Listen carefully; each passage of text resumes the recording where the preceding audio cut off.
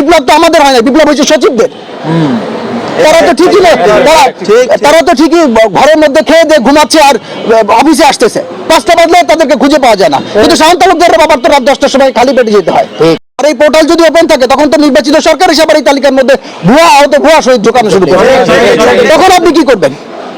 এমনিতে মুক্তিযোদ্ধা জানেন 71 সালের শহীদদের নিয়ে কি পরিমাণ, মুক্তিযোদ্ধাদের নিয়ে কি পরিমাণ ভুয়া তথ্য ছড়াইছে। তো এরকম কাজ যদি এখনো চলতে থাকে তাহলে আমাদের এটা শেষ কোথায় হবে? এখন সাংবাদিক ভাই, গণমাধ্যম কর্মী আপনারা হচ্ছেন সমাজের 3টা উঁচু শ্রেণীর মধ্যে একটা, ডক্টর, শিক্ষক এবং সাংবাদিক। এই 3জন উঁচু শ্রেণীর মানুষের মধ্যে আপনারা একজন। আপনাদের সহায়তা ছাড়া আমাদের এটা কোনোভাবেই সাকসেস করা সম্ভব হবে না। আমরা এখানে বলতে চাই, আজকে এখানে শহীদের পরিবার আসছে যারা তালিকায় আসতে পারেনি। আপনি চিন্তা করেন, শান্ত তালুকদারের বাবা সে ডায়াবেটিসের রোগী, তার একটা মাত্র ছেলে ইনকাম করতো, সেই মারা গেছে। এখন সে 1 বছর ধরে কিভাবে চলতেছে এটা কি সচিব বুঝে? বিপ্লব তো আমাদের হয় না, বিপ্লব হয়েছে সচিবদের। তারা তো ঠিকই ঘরের মধ্যে খেয়ে দিয়ে ঘুমাচ্ছে আর অফিসে আসতেছে, 5টা বাজলে তাদেরকে খুঁজে পাওয়া যায় না। কিন্তু শান্ত তালুকদারের বাবার তো রাত 10টার সময় খালি পেটে যেতে হয়। তাহলে এই জিনিসটা আপনারা কেন দেখতেছেন না? এটা আপনাদের দায়িত্ব। এই দায়িত্ববোধের জায়গা থেকে যদি আপনারা এই কাজ না করেন, আমরা আজকে এখান থেকে হুঁশিয়ারি দিয়ে বলছি, বৈষম্য বিরোধী ছাত্র আন্দোলন এই শহীদ ও আহতদের পাশে সবসময় ছিল, এখনো আছে এবং থাকবে, কাজ করে যাবে।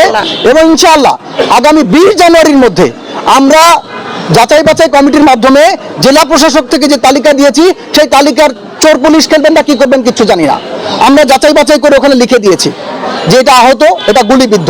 তাহলে আমরা যে এই যে এত কষ্ট করে যাচাই বাছাই করলাম, 2-3 মাস রাত 2টা-3টা পর্যন্ত জেলা প্রশাসকের কার্যালয়ে কাজ করে, এটাকে আমরা ফাইজলামি করছি। আমরা এই তালিকার একজন আহত জুলাই যোদ্ধা বাদ যাবে না। 20 জানুয়ারির মধ্যে এই আহত জুলাই যোদ্ধাদের তালিকা যদি আপনারা নিশ্চিত না করেন, আমরা কঠোর থেকে কঠোর কর্মসূচি ঘোষণা দিব।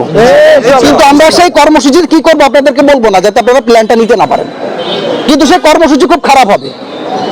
বৈষম্য বিরোধী ছাত্র আন্দোলন সহ বাংলাদেশের সকল আহত জুলাই যোদ্ধা এবং শহীদ পরিবারকে নিয়ে কর্মসূচি আমরা দিব।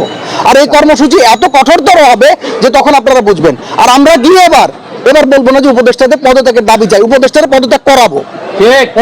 যে উপদেষ্টা এই দায়িত্বে আছে এবং যে উপদেষ্টা এই দায়িত্বের হেলামি করবে, নট অনলি এই উপদেষ্টা, কোন উপদেষ্টা এই ইন্টারিম সরকারের সময় কোন উপদেষ্টা যদি এই আহত জুলাই যোদ্ধা শহীদ পরিবারকে নিয়ে কোন ধরনের চিনিমিনি খেলার চেষ্টা করে, কোন ধরনের অবহেলার চেষ্টা করে, তাহলে তার কিন্তু কোনো নিস্তার নাই।